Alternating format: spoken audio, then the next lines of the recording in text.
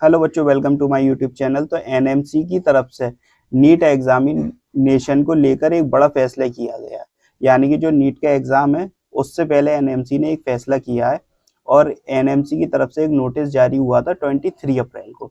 तो इसमें इन्होंने ये कहा था, मैं आपको बता देता हूँ कि जो बच्चे मेडिकल स्टूडेंट्स हैं, ठीक है, यानी कि जो अभी मेडिकल कॉलेजेस में हैं और वो स्टूडेंट्स मेडिकल की पढ़ाई कर रहे हैं, तो उन बच्चों की सेकंड में और थर्ड में की छुट्टी नहीं रहेगी। यानी कि उन मेडिकल कॉलेजेस को कहा गया है कि आपके जो सेकंड में और थर्ड में के जो स्टूडेंट्स हैं उनकी छुट्टी आप कैंसिल करें और उन्हें अपने कॉलेज में ही रखें। तो 2 और 3 मई की स्टूडेंट्स की छुट्टी नहीं रहेगी, क्योंकि ऐसा होता था कि जैसे कि आपने देखा होगा लास्ट कुछ ईयर्स में, जैसे कि सॉल्वर्स जो होते थे, जैसे जो पेपर सॉल्व करते वो ज्यादातर मेडिकल स्टूडेंट्स ही होते थे, जो पहले से नीट क्रैक करे हुए होते थे।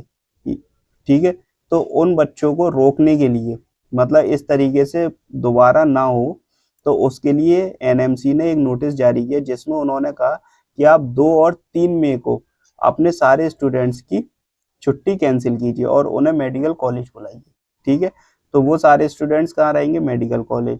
अगर कोई बच्चा जैसे नहीं पहुंच पाता तो उसके लिए उसे रीजन देना होगा कि किस वजह से वो अपने मेडिकल कॉलेज नहीं आया। तो उसके लिए एक उसके पास बहुत अच्छा रीजन होना चाहिए। ओके। तो देखिए, इन्होंने साफ कहा है schedule to be held third में को इसका एग्जाम होना है।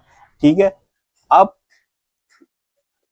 Further as a prevention step to discourage any potential misuse and to support the faith conduct of examination, यानी कि एग्जाम हमारा अच्छी तरह से हो, it is advised not to grant leave to students on second and third में except in exceptional circumstances with due justification। ठीक है।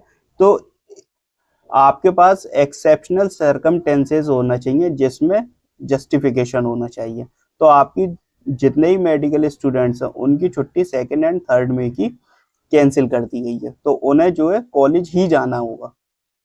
ओके। तो इससे बहुत चीज़ें बचेंगी और पेपर की फेयरनेस बरकरार रहेगी, क्योंकि आपने लास्ट ईयर्स में देखा है कि ज़्यादातर जो सॉल्वर्स होते थे वो मेडिकल स्टूडेंट्स ही होते थे, किसी ने पहले निकाला होता था और बहुत से तो बहुत अच्छी अच्छी रैंक पर भी होते थे और जो पेपर सॉल्व करते थे, तो इस तरीके से और दूसरों की जगह पे भी पेपर दे देते थे। तो ये सब चीज़ें होती थी, तो उन सब चीज़ों को रोकने के लिए एनएमसी का एक ये बहुत अच्छा स्टेप है। आई होप आपके सारे डाउट क्लियर हो गए हों। इसके अलावा अगर आपको कोई दिक्कत है या आपका कोई क्वेश्चन है तो आप कमेंट कीजिए, वीडियो को लाइक कीजिए, शेयर कीजिए। चैनल को अगर आपने अभी तक सब्सक्राइब नहीं किया तो सब्सक्राइब कीजिए। And thanks for watching.